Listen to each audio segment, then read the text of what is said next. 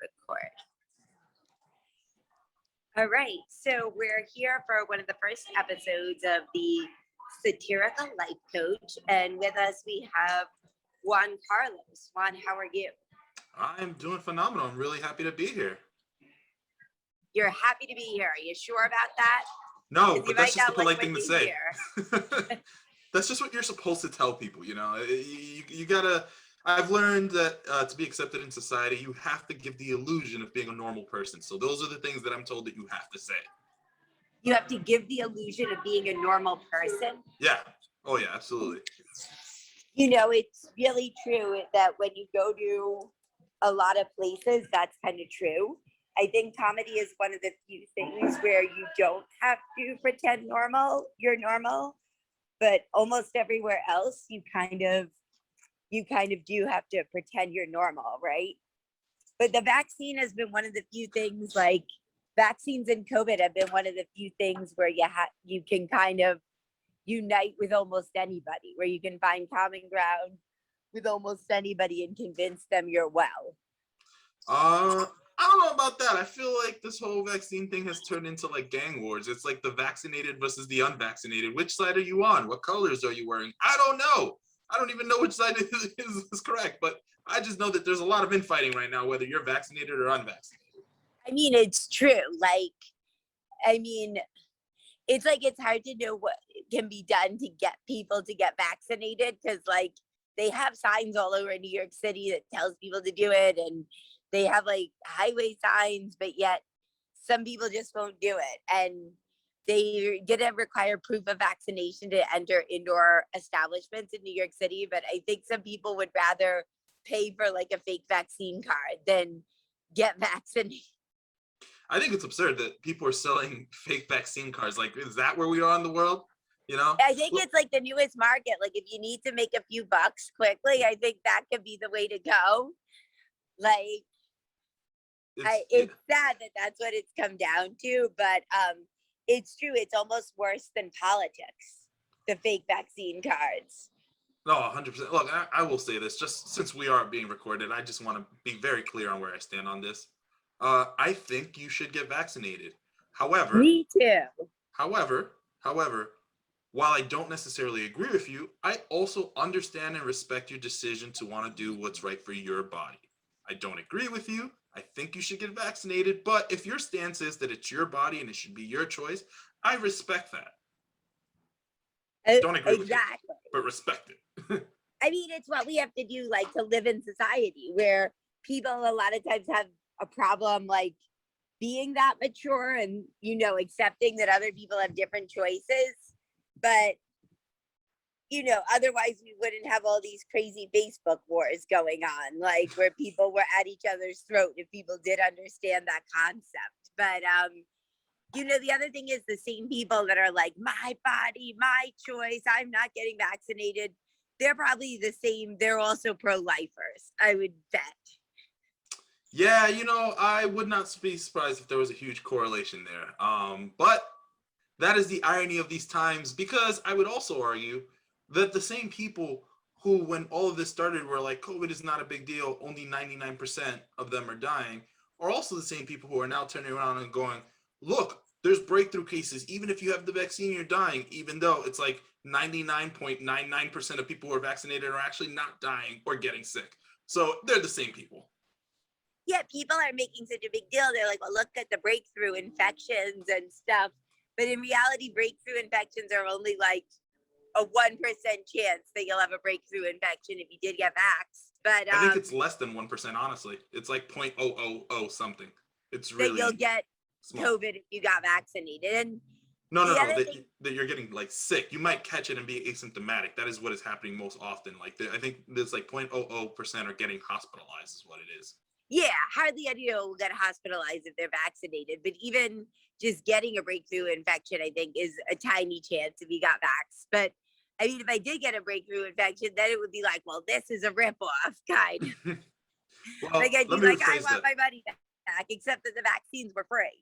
And that's the other thing. It's like, those of you guys who got Johnson & Johnson, don't consider yourself vaccinated. I'm just kidding. Exactly. Like Johnson. I heard Johnson and Johnson and AstraZeneca are basically garbage. Like Wow. they're basically like used cars or something. You know, So, it's like at your own risk. You heard it here first. That's her take. Okay, I'm not co-signing that, but yeah, I know what you mean. Yeah, like, but Moderna, I don't know. But so what did you want to ask for advice about? Like I said, I can't guarantee any answers though. All right. So, well, I have this problem, right? I finally hit my 30s, and I feel like I was never athletic enough to become a professional athlete. So You can't make it as a professional athlete? yeah, I'm in my 30s and I can't make it as a professional athlete. How can I change that? I want to become a professional athlete. I want to play center field for the New York Mets. That's what I want to happen. How can we make that happen? They need a center fielder bad. Are you open to playing other sports? Like, I don't know, curling, bowling, other sports, or does it have to be center field? Would I be open to other sports? Well, let's see here. I want to play any sport that allows me to be on TV because I'm not doing it for the athletics at all or the sports. You just want the fame and you want to be going into a Starbucks and everyone hounds you for autographs. You want to be that kind of famous. As a matter of fact, I'd settle for being the water boy as long as I get to wear the uniform and looks like I'm on the team. I don't actually have to play. That's not the important part. You get it. I mean, it's true, right? It could just look like you're on the team. What if you, offer to, like, I don't know, wash like their locker rooms or something, if they'll let you be on the team once and just like sit on the bench? What if you offer to wash the locker rooms for like a month? Nah, that sounds degrading. I don't want to do actual work. So you just want to go and be on the team. You don't care if they put you on. Well, no, I need TV time. That's the important part, right? That's what makes you famous. You need the air time. So you need to have at least a few minutes of playing time. Yeah, of course. What if you ask them if maybe they'll let you in when they're playing like a really sucky team and they're ahead by a lot and they just put you in for like 2 seconds and then they take you out? Hold on. Do I get to be on TV for a substantial amount of time during these 2 seconds? I guess, yeah, the 2 seconds that you're on, you got to be on TV. Say it was that. Would people recognize me when I walk down the street? Hard to know because you probably have to get a little more airtime. I mean, it depends who it's against, because if it's a high profile team that they're against, probably people would, right? But I mean, then again, the camera would have to be on you. What if you just go onto the field? I mean, like, say you're really gutsy, you get yourself like a uniform that looks like their uniform, and you just do your best to kind of go past everybody. Like, there's got to be like secret routes, and you just are in your uniform and you be like, act like it's nothing and you belong, and you be like, hey, I'm ready to play. What do you know? And you just act like you belong. There's got to be a way. People have done it before. I mean, the guy stabbed Monica Seles and people have snuck into venues. So you probably can. Yeah, so here's the problem with that. It's that once they catch you, usually you get arrested. And I don't know about you, but I personally don't look good in handcuffs, right? Like, it is not a look that I have. That could be a way to get famous, though. If you get arrested, that's a way to get famous. Yeah, except they take the camera off those guys. And I only know this because I had a buddy who this did happen to, and he was banned from Tropicana Field in Tampa for years. He was not allowed to go to the stadium. Well, do you know anyone from the Mets or from the team you want to play for? Do you know anybody there? I mean, I know their names, if that's what you mean. Do I know them personally? But no. Personally, do you know anybody? No, do you? No, but I mean, when you think about it, like, out of all the Facebook friends you have, what if you just put it out there like an innocent request and be like, anyone with connections to the Mets or something like that, and you just put it out there and see what kind of answers you get, and then you tell them what you want and be like, well, this is what I want, and what do I have to pay you to make it happen? And then, I mean, they only have to put you on for one game, right? Like, yeah, they don't have to put you on all the time. So you can be like, look, like, because in comedy, right, people I don't know, but you don't want to do extra work, but they only have to put you on for one game. Yeah, so So you the just best part find about that, somebody who knows somebody from there and see what they can do for you. But are you willing to spend money to get this or no? I'm willing to spend your money. Now, here's Because the like thing. sometimes schools have auctions. Yeah. Like really wealthy private schools will have an auction, and one of the prizes might be something like that, like getting to be on the team for a bit. Like sometimes that's a prize that's for an auction. So say there's someone with money, they can buy you that prize in the auction, and then you get that. But you're willing to spend my money. Yeah. So That's what funny. we've established here, I just want to make sure we're on the same page here, is that you're offering to buy me a raffle so that I can live out my dreams. Is this what's going on here? Yeah, I mean, it's not necessarily my money. Like I could find a rich person to like buy the prize. Here, I mean, I have like some rich friends, so I mean, clearly, I can trade in Bitcoin and become a millionaire overnight, and then I'll have the money. And yeah, so here's the thing. Here's the other part of it, and this is really cool. Really, I just want to take one major league at bat because I think legally, after one major league at bat, I now become eligible for Major League Baseball's healthcare plan, which I hear is phenomenal. That's really I mean, what it better be. I really When you want. think about it, a healthcare plan for like professional athletes, it better be top notch. What are they going to be like? Hey, we know you're one of our athletes, but we don't care. We'll just let you rock. Like, Yeah, so if you just do one major league at bat, like, wow. Like, think about it. If you work for a company, you got to work there, I think, 3 months, sometimes 6 months before you get their health care. And yet you're saying one league at bat and you get their benefits. I mean, yeah, but to get to the major leagues, you probably had to play in their minor leagues for like 2 to 6 years. You know what I mean? At minimum. So, most people don't walk off the street and go play a Major League Baseball game. That's not how that works. How good are you at baseball? I'm No, curious. not very. How good are you at baseball? Like if I was very good at baseball, I would not be doing comedy. Like you see what I mean? Wait, what did you say again? I said not very. If I were good at baseball, like if I were really good at baseball, I don't know that I would have started doing comedy. I would have just played baseball.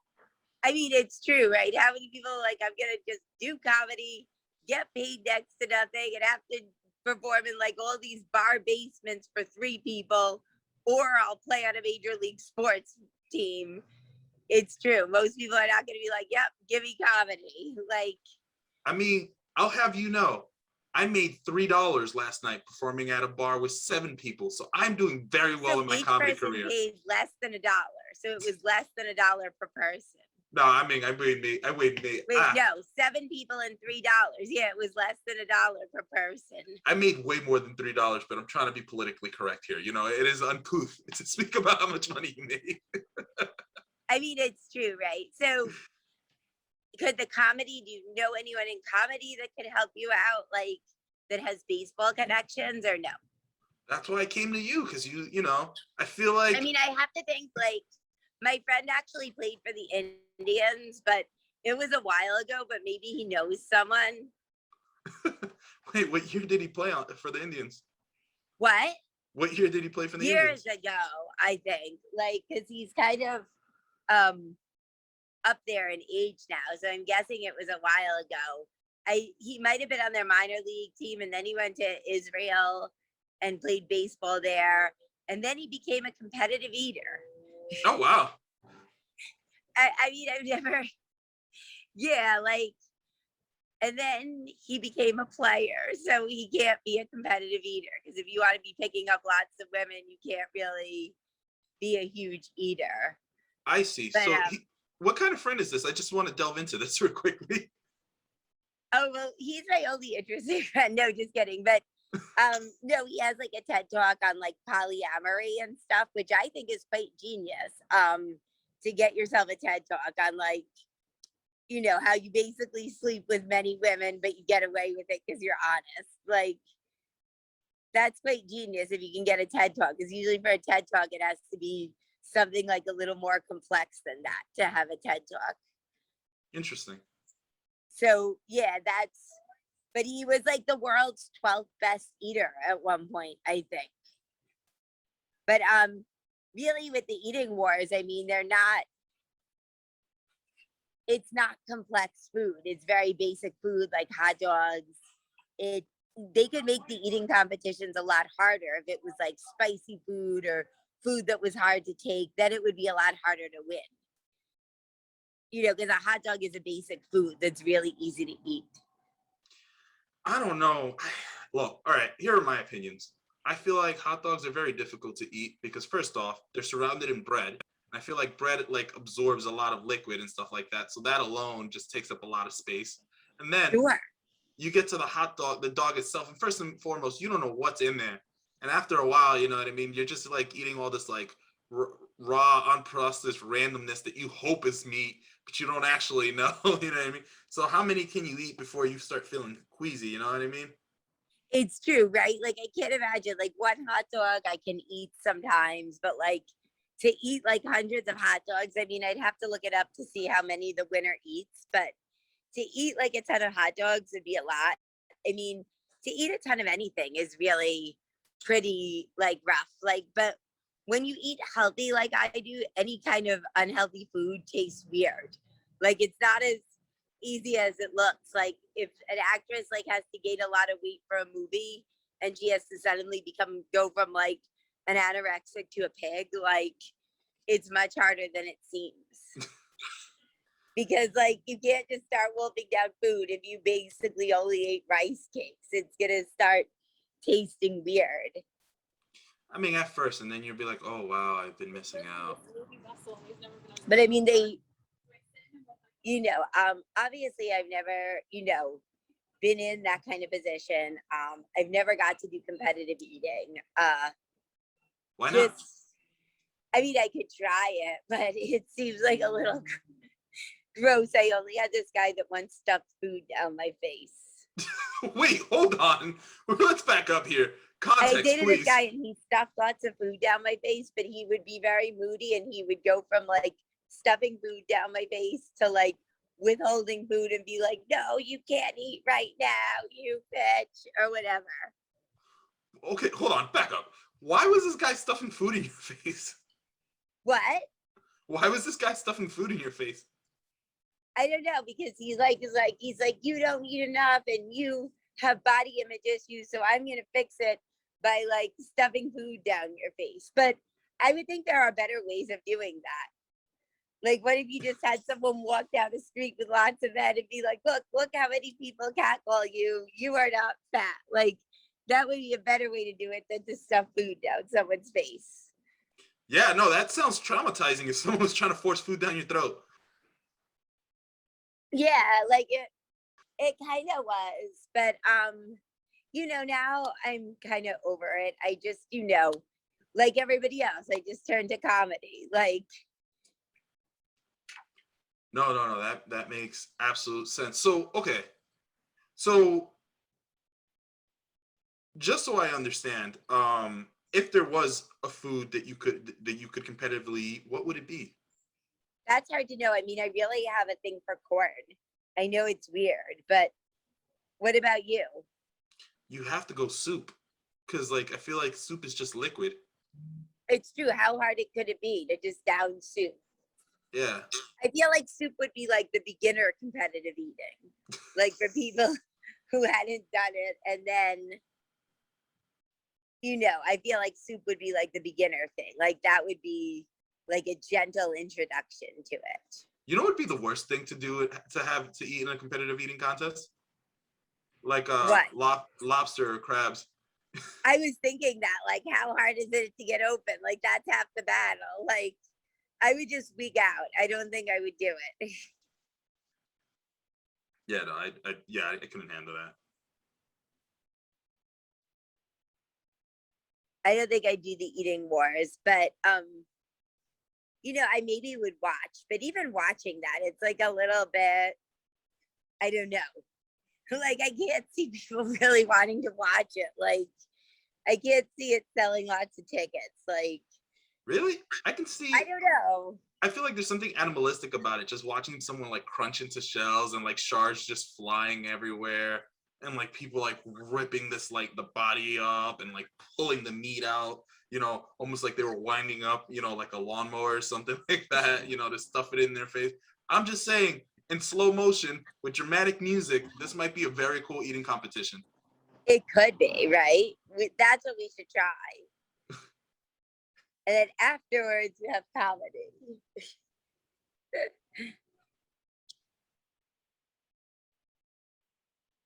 But yeah, I mean, you know, eating wars, I mean, it's nothing new. Like drinking games are like, you know, have been around since college, and people are willing to do them for no prizes whatsoever. Just the prize of like having that pride and that you're cool. I mean, that's why I did drinking games. Like college was the only time I really drank that much. Really? What drinking games did you play? What? What drinking games did you play? I think there was like beer pong was one of them, and then never have I ever was another one.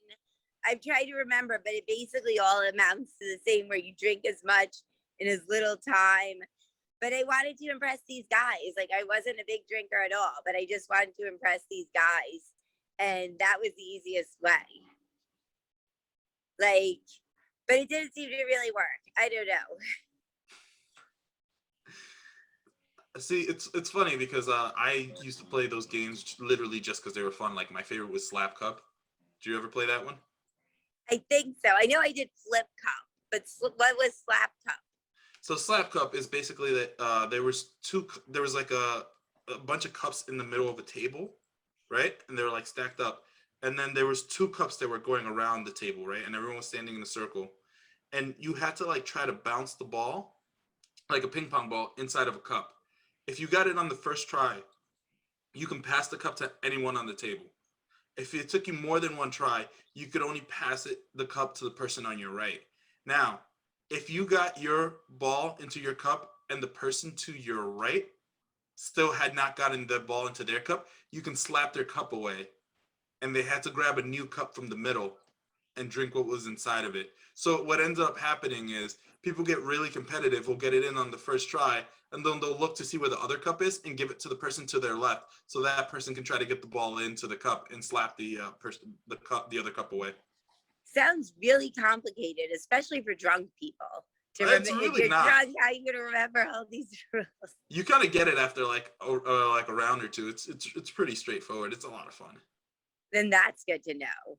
Yeah. I mean, I don't think anybody does any. I guess COVID kind of ruined all drinking. I guess a drinking game isn't too COVID safe. I don't know. Like, Yep. That's true. Yep. Definitely people, stop I playing mean, in a games. Zoom drinking game, that would be like the most lame thing. If it's like on Zoom doing a drinking game, like I just don't see people doing that without other people around. I mean, yeah, I don't know. I don't know. I don't know how college works now. I'm sure they're all like breaking They're COVID all protocols masked. anyway. They're all, yeah. There's no way they're not like sneaking out and like hanging out because you know college kids will be college kids. Absolutely. I mean, you're in the middle of nowhere, and like you have all these.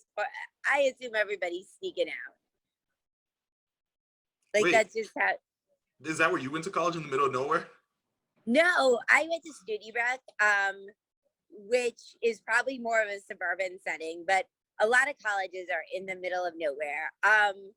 I went to UMass Amherst for graduate school, and that is more in the middle of nowhere, and it's really like cold there. But I think everyone, if there's nothing to do, all you do is drink. If there's nothing else to do, I know it was really weird going to UMass Amherst, because if you're like a straight woman, you're definitely a minority among women.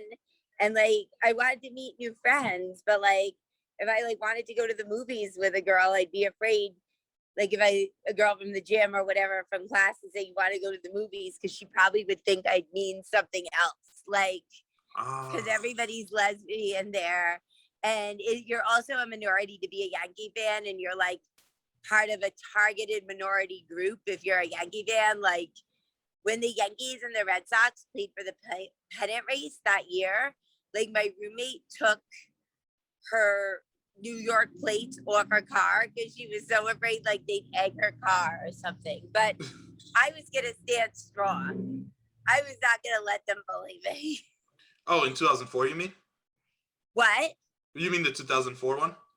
Yes. So now I have aged myself, and now I am officially, now everyone knows I'm old. No, you're not old. Also, it's nice to know that when you were younger and in grad school, you were so unresistible that these women could not help but only go out with you on dates and not just be your friend. That's true, right? That's a good way. No, but I was hit on by a lesbian actually. I went to a convention, and this woman like hit on me, but I didn't even realize she was hitting on me. Like she was like, she called herself GNA instead of Gina. And she's like, "What did you do today?" I went to this friendly lesbian bar. And I was like, "What'd she say?" And then she's like, "I'm on the third floor if you want to join me." But I heard like one time a conversation too where people are like, "My life is so hard," and the person said to her, "Well, why don't you date men then?" And I think that's the first time I've ever heard that. But so, what about you? Where did you go to college? I went to the same school as you. So you went to Stony Brook. Wow. Yeah, yeah. I And what dorm did you live in? Ooh, I was in Rothquad for a while, and then I moved over to Kelly. Cardozo or Mount or Whitman or which one? I did Mount, then Cardozo. Yeah, Cardozo was where I lived. We were probably in the same room, actually. No, I'm just kidding. No, I think I still remember. What was it? I couldn't tell you. 823. Wow, I sorry? have such a freaky memory. I still remember 823 was the number.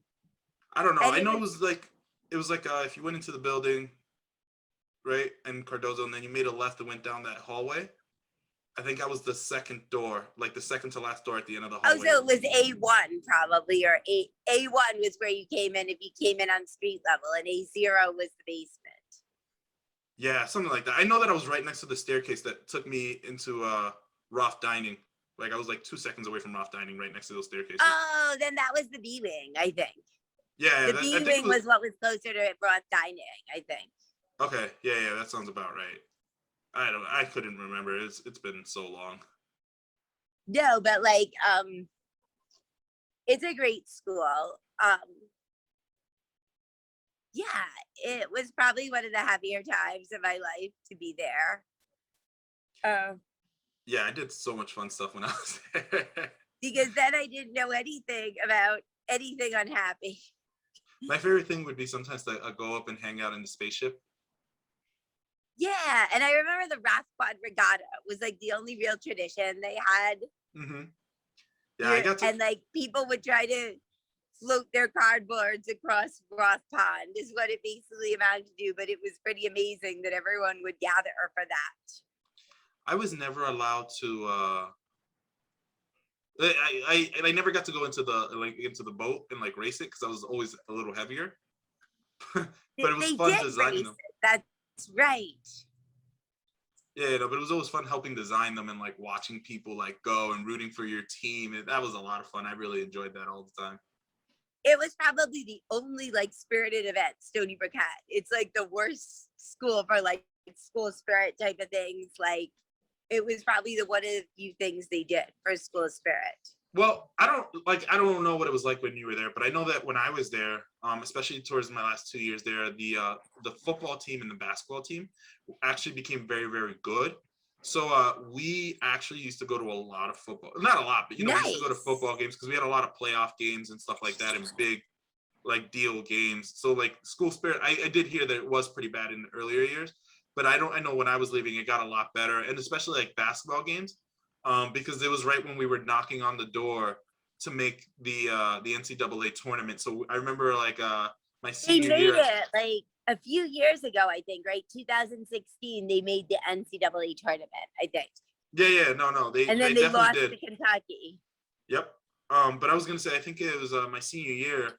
We the arena wasn't even open yet, but we packed it out. We sold it out against Vermont to try to because we thought that was going to be the year we were going to finally make the NCAA tournament. But it was fun. It was fun watching the 2016 team finally make it in. Yeah, I mean, then it really helps like campus morale a lot if you, yeah, but when I was there, it really wasn't school spirit. They were just transitioning to Division 1, Hmm. um, and building the stadium and really just becoming, on the map for like athletics. So it was Yeah. really something You know what else where is they fun? had to grow. I'm gonna date myself now. You ready? What else was fun is my senior year, the baseball team made it to the College World Series. So it was a lot of fun being on campus while watching the baseball team go through that. Like just like I remember that summer. I was on campus while they were like playing in the qualifiers. I remember them coming back and they were like celebrities on campus, even though it was only the summer and there weren't that many students there. Everyone's like, good job, congratulations. Like these guys were walking around like they're kings. I remember walking by Travis Jankowski, who was the best player on the team, who right now plays Major League Baseball for the Phillies. But I remember walking by him. I was like, hey man, good job watching you on TV. And like I remember us like going to bars and like packing it out, and everyone's wearing like their Stony Brook shirts, and it was like everyone is in red while we're trying to like support the team from like from a distance. And that was a lot of fun watching like the College World Series and seeing so many Stony Brook shirts. It was really fun.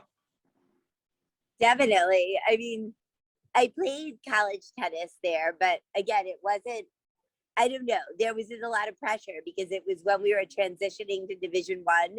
So it was really a time where we had to prove ourselves and prove that Stony Brook was worthy of Division 1 status. But Right. at the same token, it was really exciting to be a part of that kind of a change. But athletics are just the top choice. College athletics are just a real like haven for like masochists, I would say, and people who love torture.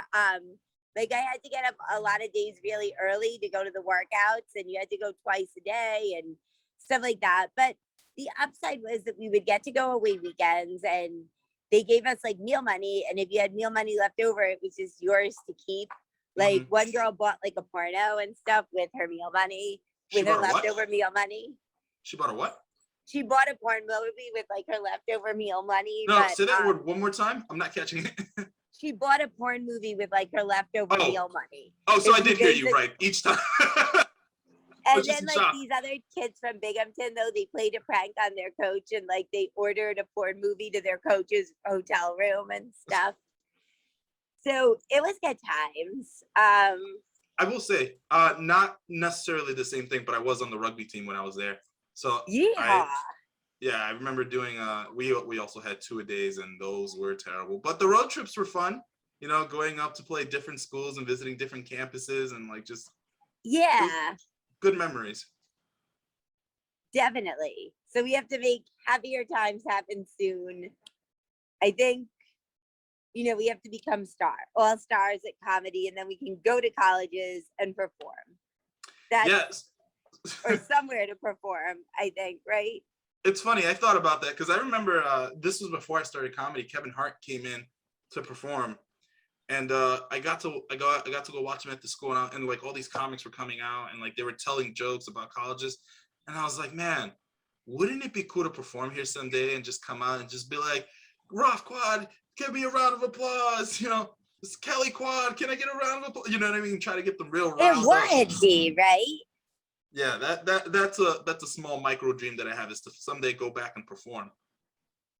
I mean, I used to, when I did graduate work and I was at UMass, it was in like student affairs, and that was part of the whole thing was hiring entertainers. So I went to like a NACA convention, and you would screen out different kind of entertainment and take a bunch of people's cards and free swag and then decide. But yeah, so I was on the other side of it. But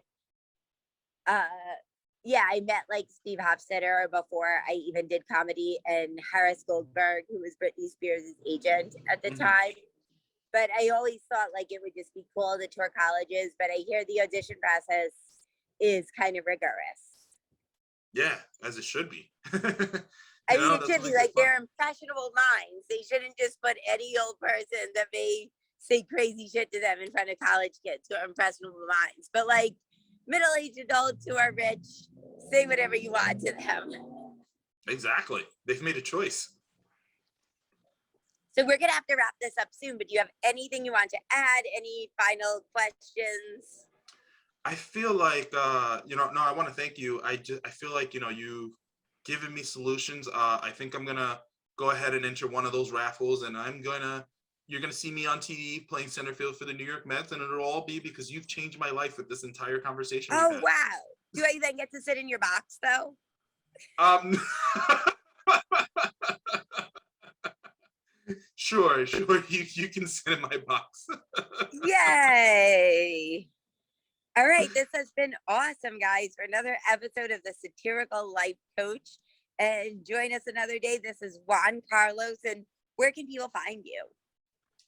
You can look me up at Juan Carlos Comedy on Instagram. Also, Revisionary Podcast on Instagram. Those are the two best places to find me and check me out. Wonderful. So everybody, that's going to change your life. You better check him out. Guys, thank you so much. Have a great afternoon. All right, you too. Bye.